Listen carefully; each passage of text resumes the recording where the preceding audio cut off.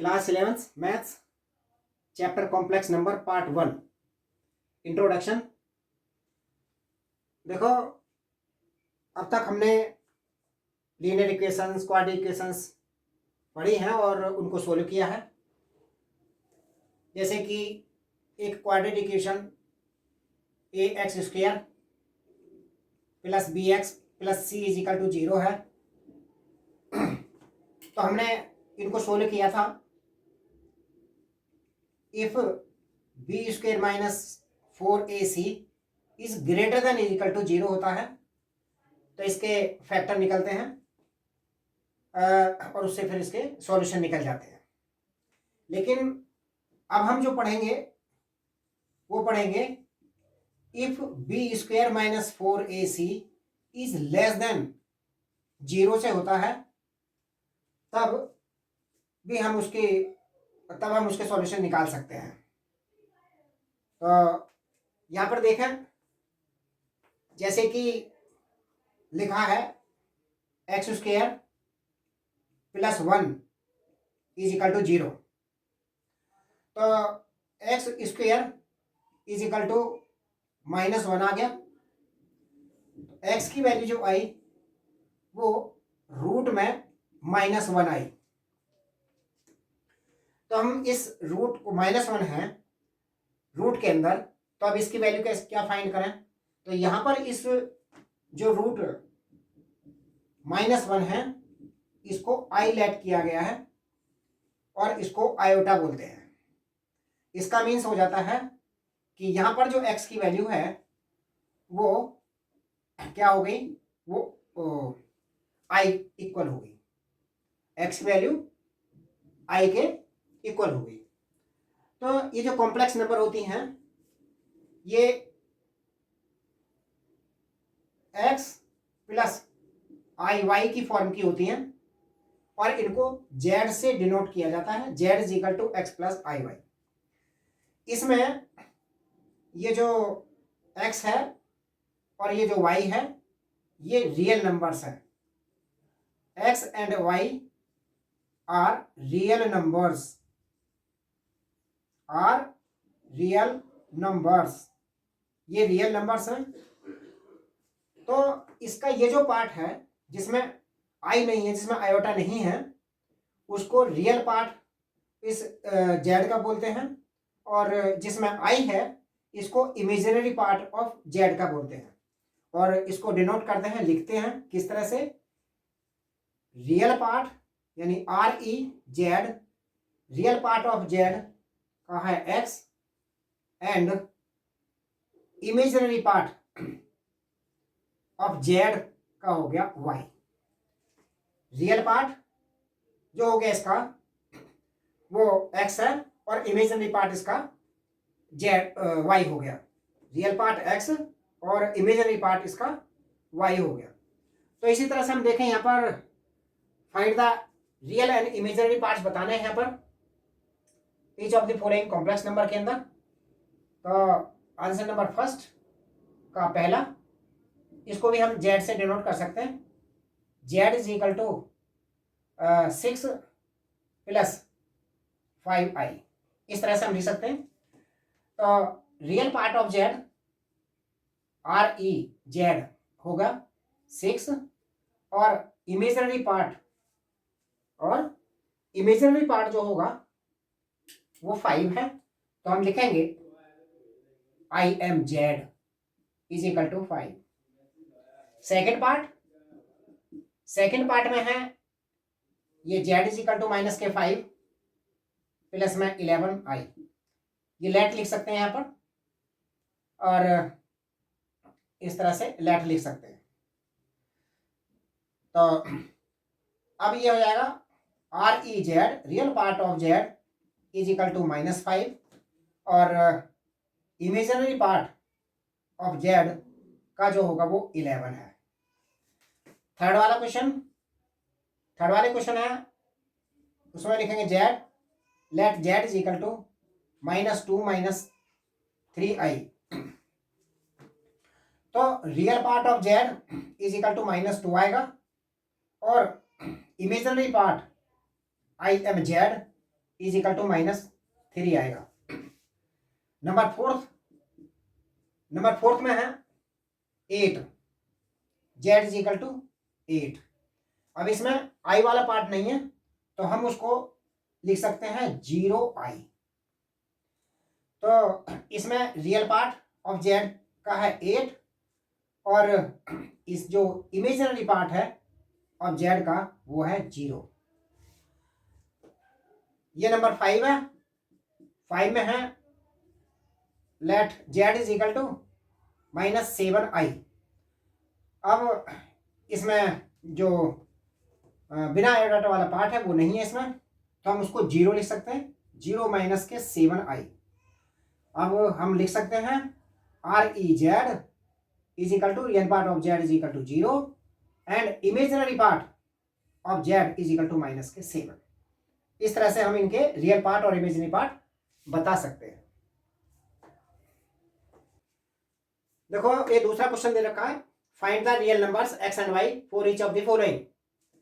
तो आंसर 2 का first part ये दे रखा है 7x प्लस में 5i y is equal to 14 minus 15i। अब देखें ये दो कॉम्प्लेक्स नंबर हैं, लेफ्ट हैंड साइड में भी और राइट हैंड साइड में भी दोनों इक्वल दे रखे हैं। तो अब दो कॉम्प्लेक्स नंबर इक्वल तभी हो सकते हैं जब उनका रियल पार्ट के इक्वल हो और इमेजिनरी पार्ट के इक्वल होता है। तो हम इनको कंपेयरिंग बोथ साइड लिखें, यहां पर comparing both sides. Comparing both side लिखेंगे तो ये आ जाएगा 7x is equal to 14 real part equal to, फिर ये रियल पार्ट हो गया तो x इज इक्वल टू आएगा 14 अपॉन में 7 और 7 टू द 14, ये आ गया 2, x की वैल्यू 2 आ गई। अब इमेजिनरी पार्ट को लिखें इक्वल, तो ये आ जाएगा 5y इज इक्वल टू -15। तो y इज इक्वल टू आएगा -15/5, 5 3 द 15, तो y इज इक्वल टू आ गया -3। ये x और y की वैल्यू फाइंड हो गई। सेकंड पार्ट देखें, सेकंड पार्ट है 4x plus i 3x minus y और ये है 3 प्लस i और -6, ये दे रखा है। तो यहां पर भी comparing both sides,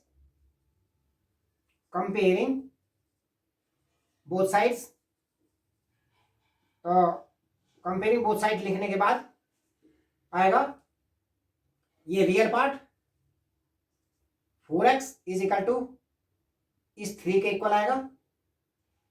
4x is equal to हो गया 3, तो x इज इक्वल टू आ गया 3/4।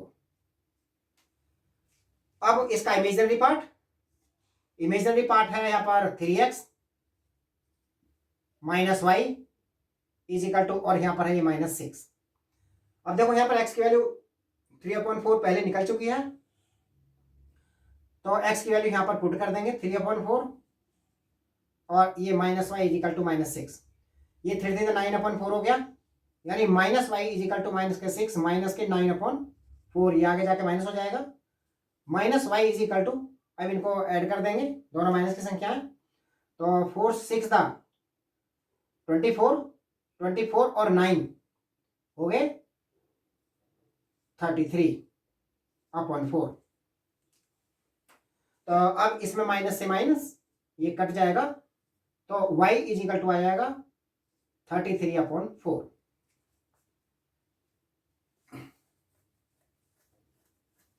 अब देखें इसमें थर्ड पार्ट है 2x plus 3iy, 2x plus 3iy minus 5ix is equal to 11 minus 7i। तो हम इसको ऐसे लिख सकते हैं 2x प्लस, इन दोनों से i कॉमन है उसको बाहर लिख लेंगे, तो आ जाएगा 3y minus 5x is equal to 11 minus 7i। अब comparing both sides, comparing both sides, तो कंपेयरिंग बोथ साइड्स क्या आएगा, ये real part 2x is equal to आएगा 11, तो ये आ जाएगा x इज इक्वल टू 11/2, और इसमें जो इमेजिनरी पार्ट है ये वाला इसके इक्वल होगा, तो वहां पर लिखेंगे 3y minus 5x is equal to -7। अब देखें यहाँ पर x की वैल्यू निकल चुकी है, तो यहाँ पर लिखेंगे हम 3y minus 5 into 11/2 is equal to -7, तो ये हो जाएगा 3y minus 55/2 is equal to -7, यानी 3y इज इक्वल टू आएगा -7 प्लस में 55/2।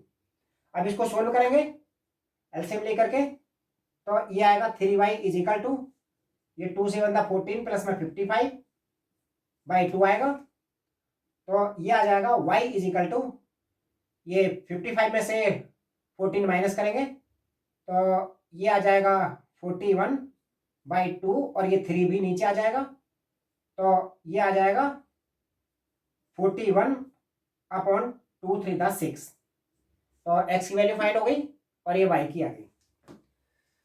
फोर्थ पार्ट है इसका,